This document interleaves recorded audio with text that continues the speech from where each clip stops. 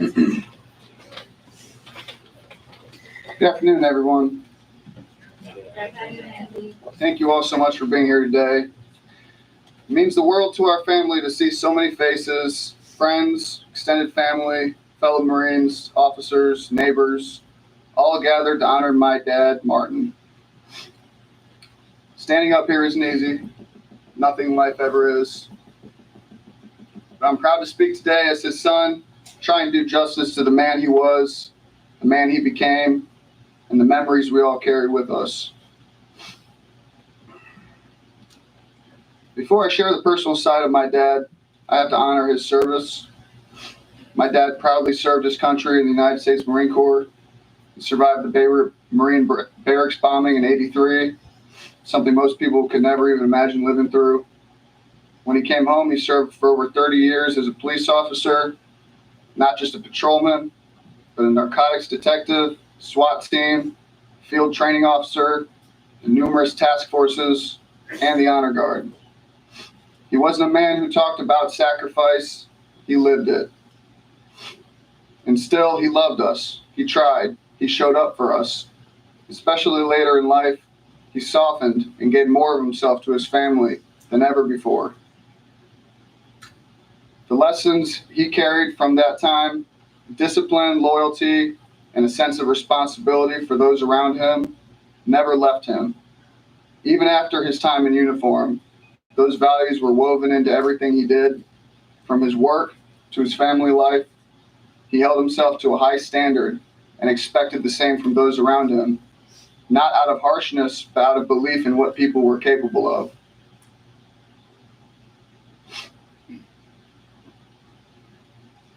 My dad somehow was both the funniest and most serious person I've ever known. As his son, I got to see him from a perspective others didn't. Behind all the badges, honors, medals, and hard-earned toughness was a man who was deeply layered and deeply human. He was bold, unwavering, the kind of man who looked you straight in the eye when he talked to you, reading you like a book, picking up on every twitch and hesitation. He could size someone up in seconds. He didn't use it to intimidate, he used it to understand. He had this incredible mix of street smarts and intelligence, always thinking 10 steps ahead, always calm under pressure. But he wasn't all grit and strategy. He had a side to him that was light, spontaneous, and even goofy. He loved making strangers laugh out in public. Didn't matter where we were. He had impeccable timing, the kind of dry humor that would have a whole group doubled over while he sat there stone-faced, like he didn't just cause the chaos. Spreading laughter was his love language, that and food. If it was somebody's birthday, me, Cammie, Mom, Hannah, or the kids, he was the first one to say, let's all go out to eat. And no matter how chaotic dinner table got with kids acting up or crayons flying around, he'd be right there helping, keeping them happy, probably because he had already inhaled his meal in record time. We used to joke that he ate so fast he couldn't even taste the food.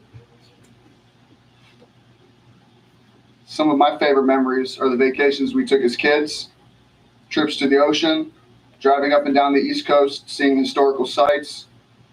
He had this way of making even short car rides feel like part of a huge adventure, and those trips gave us some of the best stories and laughs we still share today. In the last few months, when the disease began to slow him down, the little comforts meant everything. One of the things that kept him truly grounded was the meals my mom lovingly made him every day. Breakfast, lunch, and dinner. She didn't just cook, she created warmth. Sitting there in the living room in his medical bed, surrounded by warmth, I know it brought him peace. One of the things I've always been so proud to say is that even after their marriage ended, my parents remained best friends. I don't know any other set of divorced parents that were more protective of each other than my mom and dad. Never spoke ill of one another, ever. If anyone else tried to, you'd hear about it. That mutual respect ran deep, especially in my dad. He was a man of unshakable morals to his core. He always believed women and children came first. Jen, his girlfriend, still came down weekly to spend time with him, take care of him. He has such a strong support system and lots of beautiful women around, so that definitely helped. In those last days, I spent a lot of time with him, sitting with him, talking with him, watching dumb movies, sneaking out of work midday just to bring him lunch and give his nurse a break. He wasn't the man on the go anymore. He was still, present, listening. Even when the words stopped, I could read his eyes and his expressions. I felt his love in the silence, and he felt ours.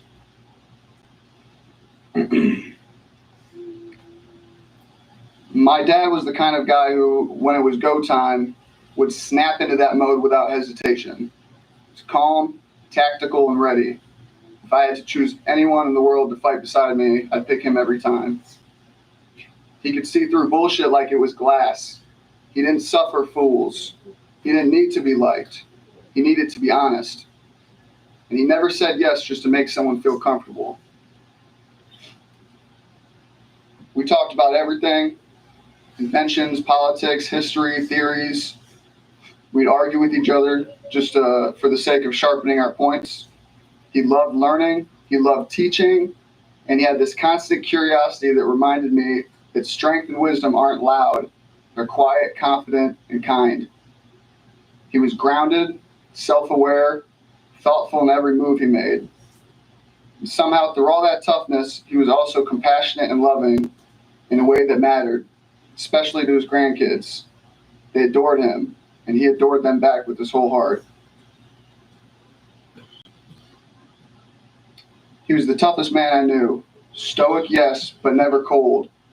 Losing him, it's like the floor shifted from under all of us. Because when he was in the room, I always felt like the boy and he was the man. If he knew you were sad today, he might say something like, "The sun comes up, the rain comes down, there ain't nothing you can do to change it." Now, I'm happy to hold it all up for him. I'm now the one that my family leans on. I'll carry that role with honor because that's what he did and that's what he taught me. J.M. Storm wrote, "And the truth is that all veterans pay with their lives. Some pay all at once, while others pay over a lifetime." We lost someone truly irreplaceable: a father, a grandfather, a son, a Marine, an officer, a brother, and a friend.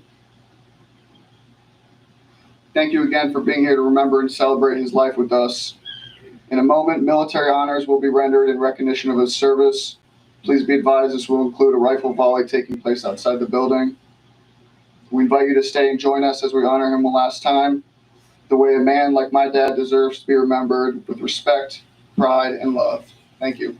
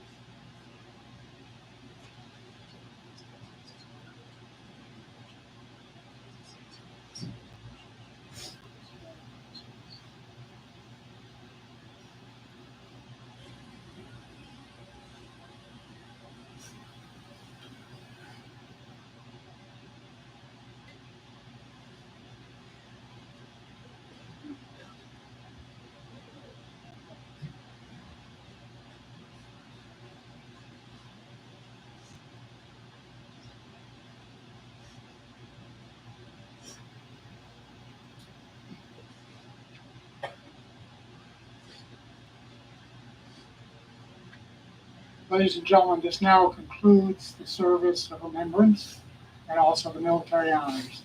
Thank you all for coming and spending time with the family.